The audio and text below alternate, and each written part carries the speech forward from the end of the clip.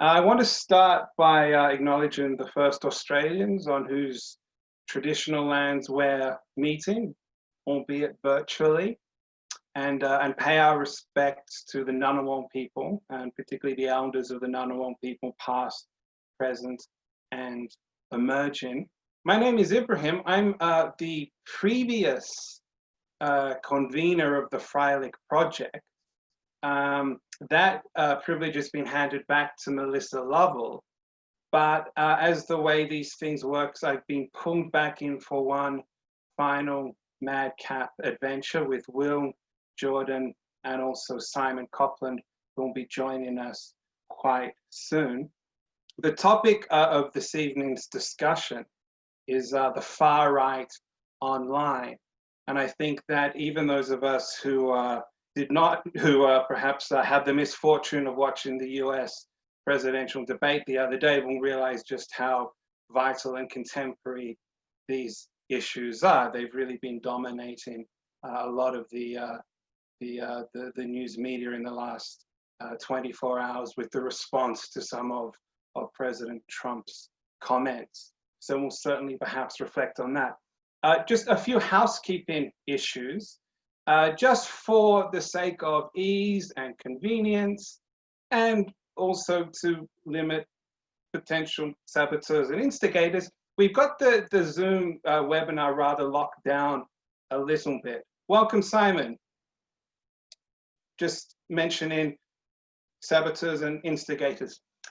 We've got the system actually locked down pretty well, but you are very much welcome to send a question to any of our three presenters using the Q&A function at the bottom of your screen there, and we'll all be able to see those questions as they come up. The plan is that we will go through to 7 p.m. Don't worry, you will have plenty of time to grab some dinner before the Port Adelaide Geelong match at 7:40 p.m. tonight. So I might hand over to, well, let me introduce very quickly our three panelists here. We have Simon Copland, a PhD candidate here at the ANU, who is researching the manosphere and issues of gender, sexuality, and politics. Jordan McSwiney, a PhD candidate from the University of Sydney, researching the organisational dynamics of the Australian far right. And Jordan is a past recipient of the Herbert and Belmay Freilich Early Career Research Grant. And if you are a PhD researcher, if you're an early career researcher doing work in this field, please visit our website, because applications are open until the end of November for the 2021 round of that Herbert and Belmay Freilich Early Career Research Grant. And we're also joined by Will Allington, who's a recent graduate, also of the University of Sydney, from the Department of Hebrew, Biblical, and Jewish Studies. And he received his PhD for his study into online anti-Semitism and young people's ability to recognize, respond to, and refute anti-Semitic material. So I might hand over to Simon, if that's okay, and we'll get underway. Okay. Thank you, everyone. Sorry, I think I was a couple of minutes late. Technology issues. Thank you, everyone, for joining today. It's really great to be here. I'm currently have been a little bit of program leave for a little while, so it's nice to be back and talking about my research. So I want to talk, as Ibrahim said, my research is on the manosphere, particularly on Reddit, but broadly the manosphere online.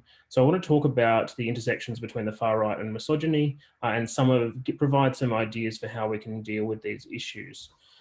So what I'm just going to do, firstly, I want to just sort of talk about what the manosphere is, and then I've got a number of propositions that I want us to consider about the manosphere and the connections to the far right.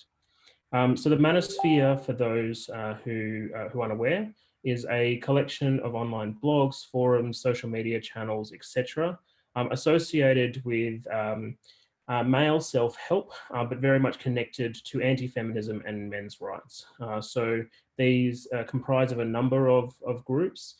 So there are men's rights groups which campaign around men's issues associated with things like family court laws, domestic violence, claiming that domestic violence against men is worse than against women, for example, and those sorts of things. Then you have people who pickup artists, or the red pill, who focus on techniques called game in order to pick up women and get relationships. And then also you've got incels, who are people who believe that because of a whole range of different genetic markers and things like that, that they're unable to get a mate and take out anger against women. And men going their own way, who are people that believe that, men that believe that relationships with women are so toxic and so negative, and that women are so toxic and so negative that they distance themselves from those relationships entirely and don't engage in romantic relationships with women at all. I'd like to start really bluntly and say that these spaces are filled with a whole range of misogyny and misogynistic tropes. In particular, these spaces are often contain sort of biologically essentialist ideas about the differences between men and women, with assumptions that women are more emotional, less rational, but also inherently selfish and more driven to selfish ends compared to men. And we've seen a whole range of particularly from incel communities, we've seen violence that has come from these communities, misogynistic violence that has come from these communities. So there's the Elliot Rodgers attacks, attacks in 2014, and recently in 2018, Alec Manassian sped a rented van through the streets of Toronto and killed 11 people. And there's been a number of other similar versions of these attacks, which is men who have become extraordinarily so disenfranchised and so angry that they take out their violence against women. But this is particularly targeted at women, quite frequently targeted at women.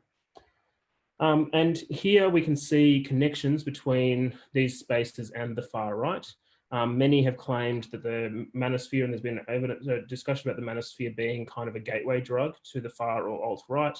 And we see a number of these high-level figures in the far right have connections to the manosphere. So Stefan Molyneux, who is a well-known Canadian far-right activist, has started off in manosphere with manosphere ideas. Milo Yiannopoulos was very sort of got his name through talking about Gamergate, which is a sort of classic campaign, manosphere campaign. And there's also very strong connections with the misogyny, and particularly the anti-feminism that comes out through the manosphere, and connections between that and far-right discourse. The idea prominent within the far right now that social justice warriors have sort of taken over, they're stifling free speech, there are all these kinds of tropes, and there's fighting back against these ideas. That's very much connected within manosphere ideas, and you can see strong connections. So what I want to do for the rest of my talk, and I think I've spoken for about 5 minutes, so I'm going to go for another 10, because I think we have 15 minutes. I want to just establish, so clearly we can easily establish the existence of misogyny and violence and far-right tendencies within the manosphere, and these connections are really clear. But I want to sort of talk about, what do we want to do with this? What do we do? How do we address it? And how can we respond to the manosphere as a space? And this is, I guess I've got sort of a number of propositions. I've written down 5 propositions here. They're all short, but they're ideas about how we can think about these spaces. In particular, with thinking about how we can address some of the issues that exist within them. So my first proposition is that describing and labelling the misogyny and other far-right tendencies in the manosphere is not enough. It is important that we detail the kinds of misogyny that exists within these spaces. It's important that we engage in that connection between these spaces, but simply labelling it is not enough, and it's not going to be enough to deal with it. In particular, I think we've got to be careful at trying to see these spaces as inherently new or as inherently different. What we can see, particularly in the misogyny that exists within these spaces, is a range of tropes and misogynistic tropes and ideas that have existed for a long time. And in many ways, these spaces are actually quite routine. And that's not a good thing. Routine misogyny is not a good thing. It's something we want to work to overturn. But I think we have a tendency, I see a tendency to treat these spaces as inherently new, and therefore a need to come up with new ideas and new approaches. My view is that the misogyny that exists in these spaces and the far-right tendencies that exist in these spaces are often actually just repackaged versions of misogyny and far-right tendencies that have existed in the past. And it's useful to think about it in that way because we have tactics and skills and things that we've learned in the past about how to deal with misogyny and far-right tendencies, and that is something we should be deploying in these spaces. My second point that I wanted to make is seeing everything through the lens of masculinity is also not enough. The space is called the manosphere. It is an inherently gendered space. There is gendered tropes that run through these spaces. There's a discourse around masculinity that runs through these spaces, and we can see this play out in two kind of ways. Some fear that attacks on masculinity in recent years by social justice warriors and feminists have sort of left men being sort of purposeless in their lives, that there are previous gendered roles that were really important, gendered roles that they consider to have created more stable society, and that that's been attacked in recent years. And then you see some who actually also at the same time, but in a perverse kind of way, argue against those gendered roles and wish for them to be put away. So you see men in men's rights activist groups, for example, talk about the expectation of being the breadwinner and wanting to get rid of that. Now, perversely, they say that the reason that they're expected to be the breadwinner is because women are selfish and are refusing to do these things, and so they're expected to do it. But there's this weird, sort of this anti-masculinism that still blames women in the way that they're doing. But all these things are important. But I say that it's not the only thing it's not the only way we can analyze these spaces. We have to analyze them through multiple different lenses. If we look at it solely through the lens of masculinity, we're not getting a full picture of these spaces. There's a whole range of issues that are existent within these communities: social isolation, economic issues, concerns about the state of society, whole range of issues that come out frequently around family lives and histories of trauma and abuse, etc. And so we need to understand these types of things that are going on to be able to understand and theorize the misogyny that exists within these spaces. The misogyny comes out through multiple different ways, and I'll get to this in a second, but we need to be able to understand and theorize this. We can't do it just through a lens of masculinity. The third thing I want to say is that while technology and social media plays a really key role in these spaces, again, it cannot explain everything about these spaces. So social media is integral to many of these spaces. I study the manosphere on Reddit, and we have communities on Reddit that have 300,000 people attached to them, and that's just one manosphere subreddit, and there are many more. And so these spaces they facilitate a lot of the activity that occurs there. And in many ways, a lot of the affordances of these spaces, the technologies, the buttons that are used, facilitate the furthering of misogynistic debate. In particular, like buttons, for example, encourage people to adopt more extremist rhetoric to gain more likes and to have a sort of this connection to a like economy. Yet at the same time, I don't think we can blame technology entirely for these spaces. And again, I think that goes to this question about, is this misogyny new? Well, no, it's not. Misogyny has certainly existed prior to technology. It now is operating in different kinds of ways. It's spreading in different kinds of ways, and we have to explain that by examining the technology. But at the same time, we cannot just see this technology is to blame. If we get rid of social media tomorrow, we're not going to get rid of misogyny. We're not going to get rid of far-right ideas. And even if we change the affordance of these things, it might help, but it's not going to fix everything. Another key thing to think about there is that people move around these, get around these things. So while we can target big tech companies to change their practices, what we're increasingly seeing is a trend of people moving to smaller places, to less regulated places, where they're actually immune from a lot of the regulations that happen in big social media spaces. And that's a real worry because it actually has the potential to become more violent and more extreme. So finally, I just want to say two more things. So I think that what I've said there is, we can't just name the misogyny. We can't just talk about masculinity. We can't just talk about technology. So what else should we talk about?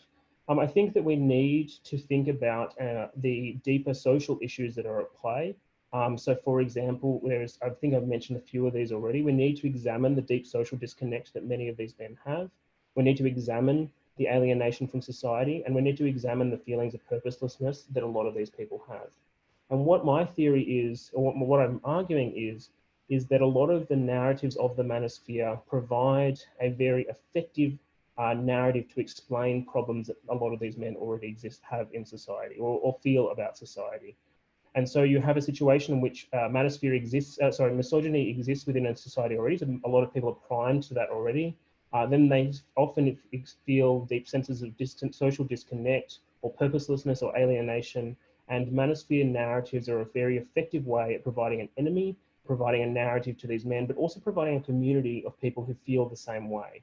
And we need to understand those sort of emotional connections to that narrative, to that community, but also to the deep feelings of social problems that many of these men have. And so to go finally into how to respond, and this is where I'll finish off, I think we need to label and name the misogyny, and we need to fight against it, but we also need to do the work to create different narratives to appeal to a lot of these people. Which means we must stand up against it, but we must point out the problems and the hypocrisy that exists in these spaces. But at the same time, we need to understand and listen to the concerns that a lot of these men have, not the misogynistic concerns, but the concerns about their lives that they have, and provide different stories about why this is happening and different narratives about how to get out of this that are not misogynistic, that are not anti-feminist in the way that we approach them.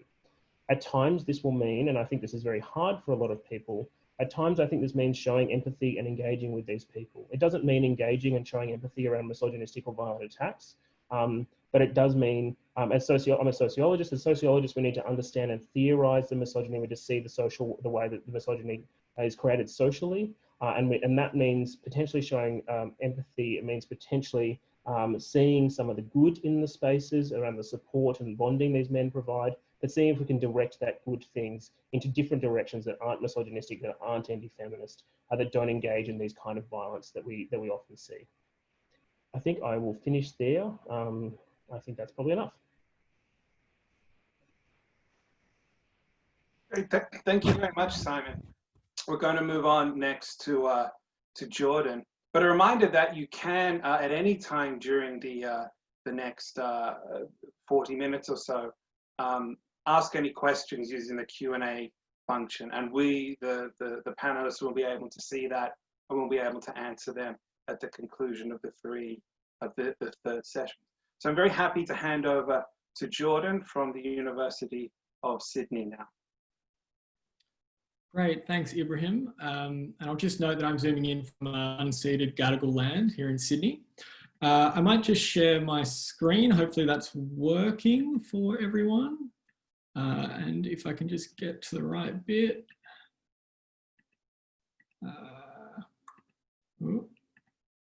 Okay, cool, there we go. Yeah, so as Ibrahim noted, my name's Jordan. I'm a PhD candidate at the University of Sydney in the Department of Government and International Relations. And tonight what I want to present on is some of my research I've done with my Freilich Project grant into the way in which Australian far-right parties are using social media, namely Facebook and Twitter, with a particular focus on the 2019 federal election. So the research aims of this project are twofold, really. Firstly, I wanted to map the relations between various far-right organisations on Facebook and Twitter using social network analysis. And really, this is because access to the far right is often very limited, especially for scholars. And so the study of their digital networks can really function as a very valuable proxy for the internal life of these organisations, in that it will tend to reflect their overall organisational preferences. But secondly, I also qualitatively analyse the way that these parties use the platforms in terms of the kind of content they're sharing. And in this respect, I'm particularly interested in how these platforms are being used for things like recruitment, mobilisation, and to more broadly facilitate party organisation. So tonight I'll be focusing on 4 parties, 3 of them, Pauline Hanson's One Nation, Fraser Anning's Conservative National Party, and the Yellow Vest Alliance, are pretty clear-cut far-right actors, and as my research demonstrates, are deeply embedded within a broader Australian far-right milieu. However, the fourth that I want to talk about tonight, the United Australia Party, is something of a fringe or a test case. And I was interested in including them in the project after the party and its founder, the mining magnate Clive Palmer, started posting images with really clear far-right symbols and messages on their verified social medias throughout 2018 and 2019. So for example, a couple on the slides there. The one on the left has Clive Palmer on a stylized body of Adolf Hitler. And the one on the right points to, among other things, race mixing, trans rights and feminism as steps on the path to, quote, social degeneracy. There's also a pretty thinly veiled reference there to the anti-Semitic protocols of the Elders of Zion. So, and I think quite notably, these images are still on Palmer's verified social accounts as of this morning. So anyway, social media is a vital tool for political parties of all stripes, but for the far right in particular, which faces added issues like social marginalisation, these platforms provide a space for the characteristically fragmented, decentralised, and often sectarian political family to connect with like-minded organisations and individuals. Internet communication technologies like social media fulfil a number of potential functions related to facilitating organisation and collective action more broadly. And this includes connecting supporters across spatial barriers and disseminating their message without the mediating role of the mainstream press, among a number of other uses. Now, in Australia specifically, platforms like Facebook and Twitter have been integral to the revival of the Australian far right, beginning with the Reclaim Australia movement back in 2015. Though some of the more explicitly racist and fascist elements have since been removed from Facebook and Twitter, in the wake of the Christchurch massacre in particular, these platforms do really remain very vital for parties like One Nation. And in a context where access to their internal workings is especially limited, these digital structures function as a useful proxy. So to conduct my research, I take a mixed methods approach, combining social network analysis with qualitative content analysis. For the social network analysis, I take as my starting point a number of key accounts on both Facebook and Twitter belonging to these four parties, as well as a number of other Australian far-right organisations, including other parties, protest organisations and subcultural groups, and alternative media. I collected data on the ties between these and other organisations, operationalising the likes between Facebook pages and interactions like retweets and mentions on Twitter as bonds that point to pathways of communication, collective action, recruitment, and ideological affinities. This was supplemented with qualitative content analysis of their Facebook and Twitter posts for the entire period of the 2019 federal election campaign, about 6 weeks, from August 11th to May 20th. And so here I'm coding images, text, videos, a whole bunch of different kind of materials thematically with a focus on post-purpose, topic, and overarching narrative frames. So to kind of jump into the results straight off the bat, on both Twitter and Facebook, I find large but very poorly structured networks of far-right accounts. Though such a structure is unsuited to vertical coordination by a single organisation, Pauline Hanson really emerges persistently across both platforms as the most prominent actor, which underscores her importance to the Australian far right. Anti-Moss campaigns are also really big, especially on Facebook. And these provide a baseline of connectivity for One Nation, the Conservative Nationals, and the Yellow Vests, which really underlines the importance of broader social movements to these political parties. Now, notably, my test case, the United Australia Party, is very poorly connected to the broader network. What connection it does have is pretty well entirely mediated through the social media profiles for former Senator Brian Burston, who you may remember was a former One Nation senator. He became a United Australian senator after falling out with Hanson and would go on to lose his seat at the election. There's also very little connectivity among and between the parties, which I read as pointing to a competitive rather than collaborative network configuration. And in regards to the internal life of these parties, there's very little evidence of branch or regional structures on either Facebook or Twitter. And instead, the intra-party networks are dominated by the national office, leader and very select party elites, a handful of other senators and the like, highlighting a quite extensive centralization of power. Now, the structure of these networks aside, the other point is how are they actually utilizing these platforms? And really the expectations that are at the front and center of the literature are that, especially during an intense election campaign, we should be seeing, lots of materials relating to party organization and election mobilization. However, this was not borne out at all really in the data. Instead, the larger share of the posts related to the development of collective identities through the construction of quite explicit in and out group dynamics. Each of the parties constructed themselves as champions of an embattled Australian people facing some kind of dual threat, both internal, corrupt elites, the major parties, and external, China, Muslims, etc., etc. And two very distinct framing practices emerged as central to these social territories. Now, the first of this is Islamophobia, and it was absolutely central to much of One Nation, the Conservative Nationals, and the Yellow Vest content, and really formed part of their broader nativist discourses. Typically, this corresponded with topics like immigration and national security, and all three parties very explicitly framed Muslims and Islam as a clear and present threat to Australia and what they described as the Australian way of life. Now, interestingly, the UAP here does not employ Islamophobic framing. It still adopts a nativist sort of narrative, but instead it relies on anti-Chinese sentiment and framing, emphasizing the economy as well as national security. Where all four parties were united, however, was in their anti-ALP framing, constructing the ALP and especially then opposition leader Bill Shorten as untrustworthy, financially irresponsible, and weak or unreliable on questions of immigration and national security.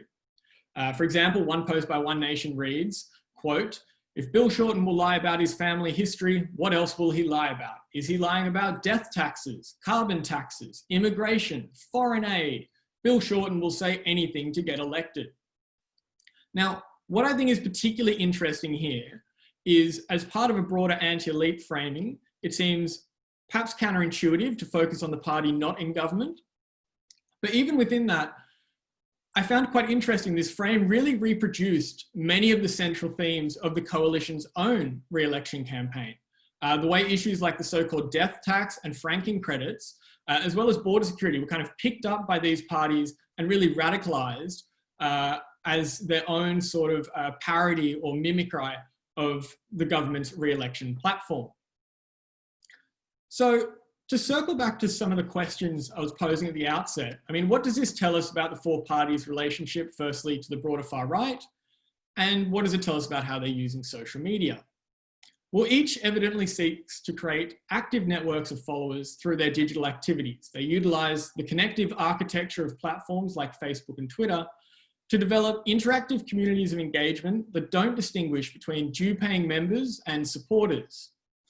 Across both platforms, these networks were largely decentralized and they're very poorly connected. What this suggests is that the Australian far right at the time of the 2019 federal election is extremely heterogeneous and is not particularly suited to vertical coordination, even if Pauline Hanson and One Nation are the leading electoral competitors. Now, while this network may not be amenable to concerted efforts at mobilisation, they nevertheless play a vital role in the dissemination of the party's messages. And this is kind of especially the case when a network is decentralised, as it is here. It also highlights the importance of local anti-mosque and anti-halal campaigns as entry points to the broader far right. And these function as potential spaces for recruitment and mobilisation. Both One Nation and the Conservative Nationals, at this election and in 2016, which One Nation contested as well, recruited candidates for election directly from these campaigns. Now, at the same time, the United Australia Party, as I noted, occupies a really marginal space, and it's only really tentatively connected to the broader Australian far right. This lack of integration suggests that the party's reproduction of far right symbols and the active recruitment of One Nation candidates, former One Nation candidates for their own election lists, is really the product of opportunism rather than ideology. And this is consistent with what little literature there is on the Palmer United Party, the party's first iteration.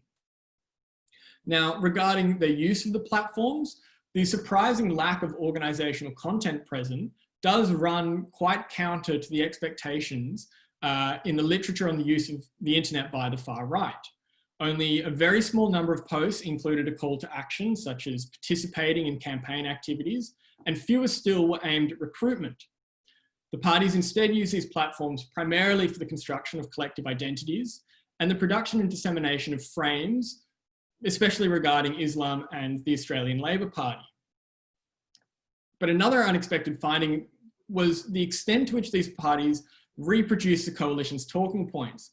And this gels with what, I guess, preeminent scholar on far-right parties, Kaz Muda, has talked about in terms of, rather than having original policy or ideological positions, much of that put out by the contemporary far-right political parties in Europe, and presumably in Australia now as well, is in fact simply a radicalization of existing centre-right positions. And I think this is really important when we're thinking about how best to perhaps combat the influence of these parties in our parliaments. There's often a lot of discussion that a more hardline approach to immigration, for example, is needed to retake the vote from them. But this would, of course, suggest that that wouldn't actually be the case. If anything, it would help to legitimise the positions of, say, One Nation and the Conservative Nationals and the like. So I might leave it there. Thank you all very much for your attention, and I do look forward to a fruitful Q&A at the end. Cheers.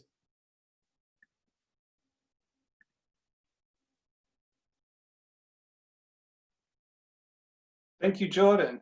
And our third presentation is by Will Allington, who recently received his PhD from the Department of Hebrew, Biblical and Jewish Studies at the University of Sydney, which deserves a small silent round of applause in your own home.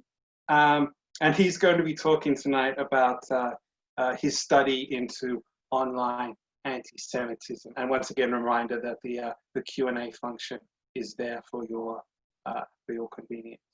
So welcome, Will. Thanks, Ibrahim, and everyone for tuning in, and for the other presenters. I'm just also going to try and set up a presentation of my own as well. There we go. Is that all working? Yep, so my research was conducted on anti-Semitism online, but focused particularly on a number of factors: the qualitative and quantitative evolution of anti-Semitism online, its relationship with other forms of abuse, hate, and misinformation, particularly on the far right, and developing potential research methods that might be used to study other extremist phenomena. So before diving in, I'd like to just provide a content warning that this slideshow does include some explicit images of anti-Semitism.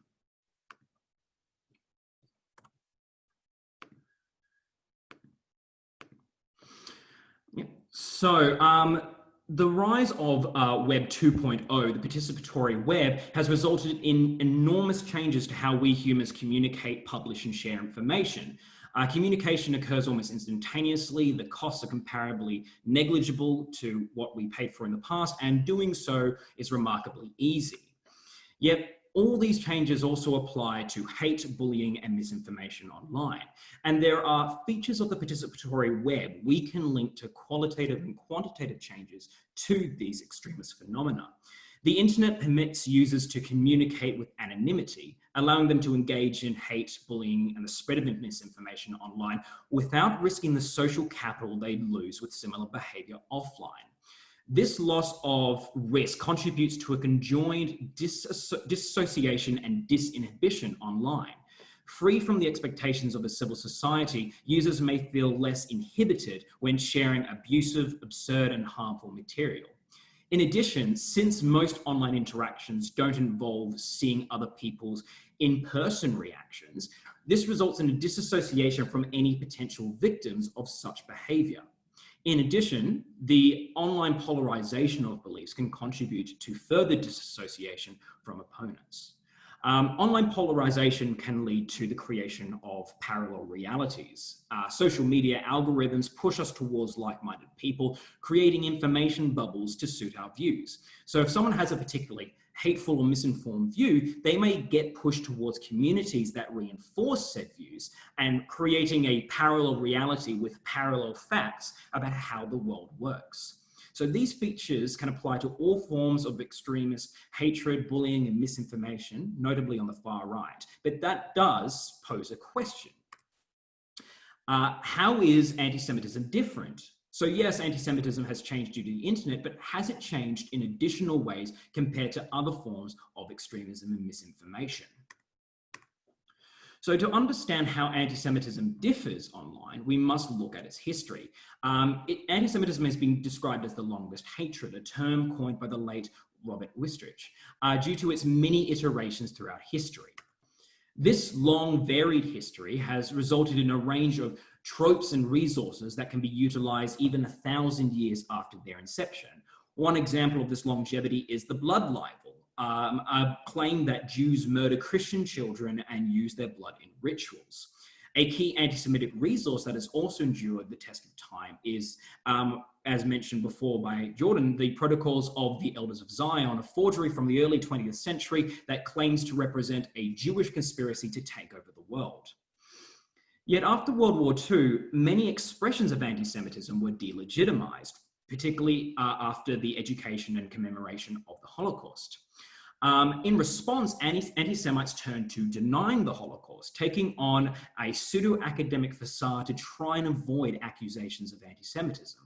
While Holocaust denial gained traction, its reliance on public figures and their ensuing legal and financial woes resulted in the movement's decline. With the rise of Web 2.0, anti-Semitism evolved again, away from the sophistication of Holocaust denial and towards vulgarity, enabled by anonymity and other features of the participatory web. Meme culture, referring to the cultures surrounding the creation, distribution, and recycling of internet memes, has also been an avenue for advancing hate in a more explicit and vulgar form. However, there's a case to be made for a unique relationship between anti-Semitism and meme culture. This is one of the most famous anti-Semitic memes, called the so-called Happy Merchant. This meme was originally drawn by a white nationalist under the pseudonym A White Man, who made racist caricatures of other groups, notably African Americans and Mexicans. However, it was this anti-Semitic cartoon that took on a particular life and subculture of its own. And to date, there exists no other explicit hate-based meme that approaches the popularity, pervasiveness, and redistribution of this one. Memes are also used as avenues to reinvigorate old anti-Semitic tropes, such as the blood libel in this meme. So this meme was originally made to harass a Jewish journalist on Twitter while entertaining other users participating in the same harassment. Now, this meme is notable because it represents a continuation of an almost 1,000-year-old anti-Semitic trope, which is thus still serving a purpose for anti-Semites despite the distant religious context of its origins. As these examples suggest, anti-Semitism has evolved again to suit the new context of the digital age. Just as Holocaust denial evolved out of an anti-Semitic need, so do new online strategies serve to address the delegitimization of anti-Semitism following World War II and the Holocaust. One of these strategies is cloaking content, referring to content that is cloaking its discriminatory undertones. So Holocaust denial's pseudo-academic facade was an example of this. However, online anonymity, disassociation, and the breadth of online content significantly aids any attempt to cloak discriminatory intent. Anti-Semites will also attempt to colonize and occupy spaces used by nominally non-anti-Semites, particularly spaces with a strong emphasis on free speech like 4chan. By generating anti-Semitic content under the guise of dark humor, anti-Semitic humor can become normalized to these broader communities. Other users, even those who do not subscribe to anti-Semitic ideology, may even partake in the humor and stunts as a form of recreation. And over time, this can condition users of these spaces to put more stock into anti-Semitic ideas. The pervasiveness of the happy merchant meme is an indication of how prevalent anti-Semitic humor is compared to a lot of other forms of hate in these spaces. Information laundering refers to how anti-Semites can use interconnected spaces and movements to lend credibility to their own content, especially online. Organised anti-Semites have pushed this strategy quite hard, designing resources in more extreme spaces like 4chan or 8chan, and trickling the targeted content out into less extreme spaces to radicalise others, eventually, hopefully, trying to pull them into these more extreme spaces. Anti-Semites have, through this method, co-opted a wide range of reactionary movements, such as the misogynistic Gamergate movement mentioned by Simon. And these are used as key avenues for anti-Semitic recruitment. Another historic anti-Semitic trope, cultural Marxism, which is actually displayed in one of the images Jordan displayed from Clive Palmer's pages, helps enable this strategy. So the cultural Marxism conspiracy claims that there is a Jewish conspiracy to destroy Western civilization through subversive efforts in institutions and the media, often by supporting other groups and minorities subject to reactionary hate. The pre-existing history of this trope means that anti-Semites can then reach out into these reactionary movements in their spaces, expose followers to already existing material, which then confirms their biases and provides a worldview explaining their reactionary fears. The rising traction of cultural Marxism conspiracy theories demonstrates how anti-Semitism online can be a destination or an endpoint to hate and misinformation online. The wide pre-existing history of anti-Semitism allows for an easy construction of a worldview encapsulating a wide and possibly varied menagerie of reactionary and conspiratorial views. Yet anti-Semitism is not just potentially a destination, but also a foundation for far-right views online. Other campaigns of misinformation and hate follow templates long established by anti-Semitism. Some recent prominent examples are the Pizzagate and QAnon conspiracy theories, which are not what I would describe as explicitly anti-Semitic, although many of them do promote anti-Semitic ideas. Both these conspiracy theories allege the existence of a satanic conspiracy to kidnap children and ritually cannibalize and or sexually abuse them. These both follow the same themes as blood libel established almost 1,000 years prior. QAnon in particular also alleges as a worldwide conspiracy promoting this kind of campaign. And that conspiracy follows the same themes as Jewish conspiracy theories, as such presented in the Protocols of the Elders of Zion. Ultimately, anti-Semitism is a Western tradition, its long history resulting in its ideas being embedded in the social, religious, and cultural fabric of Western societies. As such, now, in the digital age, it is this anti-Semitic foundation that provides the building blocks for a wide range of far-right conspiratorial and hate movements, gaining traction specifically due to the characteristics of Web 2.0. These changes mean we also have to revisit how we counter hate, abuse, and misinformation online. While extremists generally are not easily reasoned with even offline, parallel realities online serve to further indoctrinate them and make them more inaccessible from attempts to save them from radicalization. Previously, ignoring extremists may have served to deny them a platform, yet social media provides an audience to virtually anyone. In addition, through circulating extreme vulgar content, extremists can force targets and those sympathetic to them out of these online spaces, thereby effectively colonizing these spaces. Finally, it's important to remember that content online can be stored in perpetuity. Not only does this allow the recycling of extremist content, but also any responses to that content. Extremist trolls use vulgarity to upset opponents in online debate, so to encourage outbursts that makes these opponents look comparatively unreasonable to undecided observers. So in order to counter extremism online, I have promoted the concept of inoculative resistance. Anti-Semitism, hate, and misinformation have been compared to a viral infection, and once infected, it's extremely hard to bring one back from the fringe. So our aim should not be to just necessarily reason with extremists, but rather those we could describe as immunocompromised, those who could potentially be persuaded by extremist content, but are not yet committed.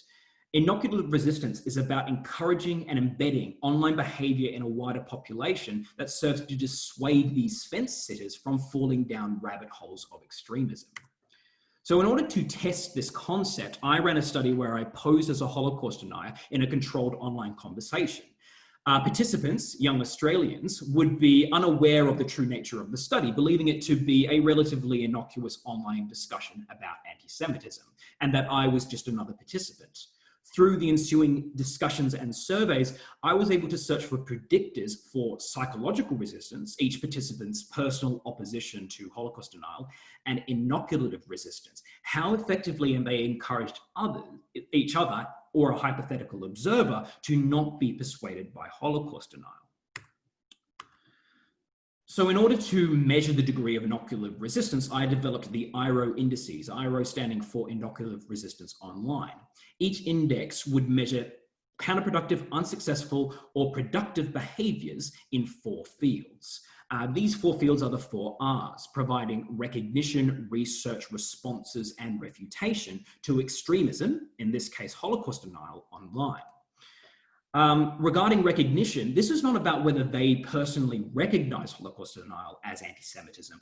Some participants did, but they chose not to point it out, which would be an example of an unsuccessful behavior. These indices are about whether participants shared this understanding with the group. For recognize, a productive behavior would be stating or calling out the Holocaust denial as anti-Semitic, and counterproductive would be saying it is potentially wrong, but is acceptable and not anti-Semitic. A notable number of participants did the latter, saying that they thought Holocaust denial is ridiculous and misinformed, but argued that the pseudo-academic views of the denier did not constitute hate. Regarding research, productive behavior would be sharing research materials with the group, typically in the form of a link or a reference. Some participants did research to inform their responses, but without sharing the links, it was not as successful in providing inoculative resistance. Counterproductive behavior would cover presenting inaccurate sources, falsely accusing the Holocaust denial of fabricating sources, generally anything that regarding the use of sources might push an undecided observer towards the Holocaust denial. For response, productivity and counterproductivity was determined by how many arguments participants made against the Holocaust denier or Holocaust denial versus other participants. So this did not address the quality of such arguments, but their focus. Their reasoning for this being that if participants argue more against each other than Holocaust denial, which did happen on occasion, it risks giving the impression, especially to an undecided observer, that Holocaust denial is not particularly problematic. And finally, for refutation, productive behavior was effectively refuting the material. Counterproductive material covered making flawed arguments, or in some cases, actually supporting denial arguments. Interestingly, some participants did not overall agree with Holocaust denial, but were initially persuaded to accept some denial as talking points until they were refuted after the study. In addition, 2 discussion groups had actual Holocaust deniers participate. Ultimately, while psychological resistance or general opposition to Holocaust denial was expectedly high, inoculative resistance was mixed, suggesting a general inability of young Australians to effectively argue against Holocaust denial and potentially other forms of far-right extremism, and thus denying an ability to support vulnerable people from being influenced by it. The surveys carried out before and after determined that the most effective predictors for high inoculative resistance was willingness to respond and confidence in refuting the material. Strong desire was also captured for more education, tools, and resources specifically addressing hate and their specific arguments. These initial results suggest that we need to shift our response to online hate towards in-depth education and encouraging calling out, stopping online colonization and recruitment. Finally, this study model and these indices were designed to be adopted to potentially any form of extremism online. This could potentially allow for further in-depth analysis of the links and comparisons between different forms of hate, misinformation, and extremism on the internet. And I think I will leave it there.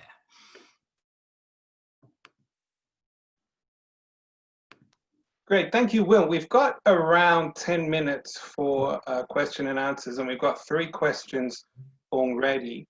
Might start with this one for each of you 3. I'm wondering if anyone has thoughts or comments on the similarity of radicalization process between radical white nationalists or white supremacists and radical Islamists. Specifically, are any actions that the government may be taking to address the radicalization of far-right white supremacists? There are so many government efforts to de-radicalize and address the processes of Islamist radicalization, but I've heard of very few tangible actions to manage the white supremacist right. So are there any of these programs, these social efforts or government efforts to tackle the radicalization of the far right that each of you are aware of? Oh, please jump in. Yeah, cool. Is that right? Yeah, go. Yeah, cool. Yeah, thanks for that question, Alison. I think it's a very important one. I guess I'd start off by noting that just last week, ASIO actually put out a statement acknowledging that right-wing extremists were using, in their words, the same recruitment strategies as Islamic State was. I'd also note that that's something scholars on the far right have been saying for quite a few years prior to ASIO making that statement. Insofar as programs in Australia, you're right, there's not a whole lot. I'm not particularly familiar with what is going on. To me, a lot of it, I think, comes back to broader questions around programs of countering violent extremism, as well as broader research on white supremacy and the far right, and a question of objectives, right? Essentially, ASIO wants to stop violent attacks occurring. Obviously, that's a desirable objective. Are they necessarily wanting to address the underlying ideologies that feed into this, i.e. white supremacy in Australia? Probably not. And until we're willing to address things like that, I think it's very difficult to counter the recruitment narratives of these organizations. Simon, Will? Yeah, I'll just add to that. I think that, there's absolutely, definitely connections that we can see between these two groups. Multiple, and Jordan is right that far right researchers have already been pointing out these connections for quite a long time, as have those who are researching into radical Islamists and jihadis as well. There's been this connection has been going on for a while, but some of the connections we can see, for example, in terms of those who become extremely violent or conduct attacks, misogyny is a very clear trend that runs through all of these, which is relevant to my own research, that you do see this very strongly. Histories of violence, histories of domestic violence are very clear, but you also see similar recruiting narratives that are often tapping into disenfranchisement or tapping into social alienation, providing an in-group and presenting an out-group.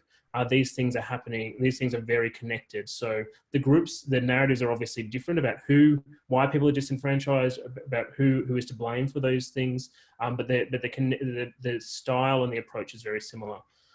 One thing I would say in terms of organizations in Europe and the United States, there are some groups. They're often non-government groups that are partially funded by government groups that are working on de-radicalization programs in white supremacy. So in Europe, you have a group that is in multiple countries called Exit. They in particular work with people who are who've already sort of indicated a desire or willingness to get out of far-right groups, and they provide them resources to do that, but they also encourage people to de-radicalize. And again, this is what's interesting about that for me is that a lot of the work they do is to provide them somewhere else to go. It's often not about tackling the ideology head on. It's about providing them somewhere else to go. It's often people who are seeing the hypocrisy in the ideology and giving them an out and giving them support services to get out. And that kind of stuff I don't think we see in Australia so much, and it'd be worthy of thinking about that. Yeah, both of you have stated generally what I was thinking of, the same call out to the exit movement. Just kind of jumping on the tail end of Simon's comment.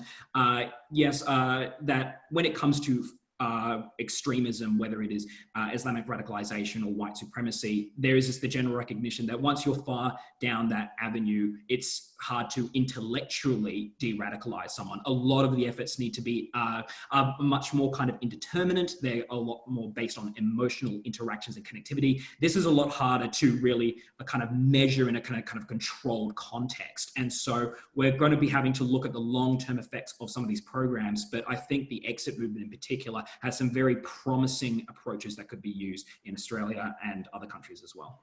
Can I just build on that? This actually goes to Hall's question about sorry, Ibrahim, I'm just going to facilitate for a second, but I think this connects to Hall's question about what makes young people susceptible to far right recruitment. I think that there is an ideological component around this, obviously, but I think Will is also correct in saying that there's a real emotional component. And so a lot of the work that Exit has done in Europe talks about the emotional component of people, for example, who feel socially alienated. I know I've used that word a lot, but for example, people who struggle at school, people who don't have friends, people who struggle with families, and far right groups come to them and they say, it's okay, this is the reason why this stuff is happening, but also we're going to be friends and we will be the first social group that you'll ever have. The first real social group. We'll act like your first friends. We'll invite you to all the cool parties. We'll invite you to all of these things. And there's a deep emotional connection to that. And often the research from Exit suggests that the way to get out is to provide them another place to land, another social group, another connections, other things. And it's often that emotional thing that gets people in, and it can be the emotional thing that gets people out at the same time. Will or Jordan, do you have something to add on that question about the family context that might influence young people's susceptibility to the far right? Look, I think Simon's pretty well covered it. I will just add there's extensive literature on right-wing extremism and belonging to far right movements more generally. Also, the importance of generational hate. This is normally something that is passed on family member to family member within the home. Young people, in many cases, kind of are brought up in these families where these ideas are normalized. And obviously that makes it very difficult to perhaps avoid it to begin with. I think also, and this speaks to Will's research really nicely, obviously this stuff was going on before the internet, but the internet and Web 2.0 has made it particularly easy, and youths are being deliberately targeted by these movements. For example, if we think to the Daily Stormer, which is the most important, arguably, contemporary Nazi and white supremacist publication in the US and much of the Anglosphere. Their style guide was leaked a few years ago, and it talked explicitly of trying to target young people through ironic distance and humor. So they're very much in the sights there, I suppose. The only thing I'll also add, agree with both these comments, is also worth keeping in mind the kind of the diversification of communities online, and in particular how people find connections and meanings to particular hobbies or interests, which can then be capitalized on extremists and far right activists by portraying those movements as under attack. And so Gamergate's a great example of this, where basically narratives were created that video gaming, or your idea of video gaming, is under attack. This is an attack on what seems to be a lot of people, their community, their family. There's been an evolution of these kind of communities, which opens up new avenues for radicalization and recruitment. Yeah, and we see that in manosphere communities of just broadly men are under attack, and that sort of gives an emotional connection immediately. Very quick question for Jordan. Do you have data about the left in Australia? How cohesive or heterogeneous is it? Trotskyism being a notorious byword for love and unity. What can you tell us, Jordan? Yeah, unfortunately not. I just don't do it. Don't have it, unfortunately. Sorry about that, Hannah. And for Will, how could your research be translated into policies that might improve responses to anti-Semitism or other far-right expressions online? Yep, so potentially with repeated iterations of this study, what could be done is it could inform curriculum within schools, particularly about their understanding and in-depth examinations of particular hate movements. I feel like a lot of the behaviors instilled by any kind of case example within a school. Say, for example, a module within a class to look specifically at Gamergate or Holocaust denial or a particular version of hate, and critical examination of these beliefs and how to respond to them can instill appropriate behaviors against a far wide range of hate, abuse, and misinformation online. Another thing, just kind of on the side, which isn't exactly a policy, but I've been doing on the side, is that I've been replicating parts of this study as part of presentations for Jewish schools, where I go and get invited by the school, pose as a Holocaust denier, and then kind of refute everything I say and have this Q&A at both during the fake presentation and then after the real presentation. What this does is it serves to kind of hold up a mirror to people to be like, how are you reacting in these contexts? And is the way you're reacting particularly helpful? Is it going to be conducive to stopping this kind of movement? And I've had quite positive feedback from that. So I think that might not necessarily be a policy, but the idea of giving some kind of interactive examples through an educational controlled context can help instill appropriate and helpful behaviors that undermines the effect of trolling and abusive behavior, and generally will also help make people's experiences online a little bit less traumatic. Excellent. Well, let me thank Will, Jordan, and Simon. The last thing I want to say is on the 28th of October at 1 p.m., we are hosting again online the annual Alice Tay lecture on law and human rights. It's one of the annual lectures that the Freilich Project undertakes. And this year, Sarah Joseph from the Griffith Law School is going to be talking about COVID-19 and human rights. So COVID-19, it's a health emergency, but is it also a human rights emergency? So if you visit our website or our Facebook page or our Twitter page, then you can see details on that, and you can sign up for that. Once again, let me thank Simon, Jordan, and Will, and say good night to everybody. Go Cats. Thank you, everybody. Thanks, everyone. Thanks, everyone, for organizing it. Good night.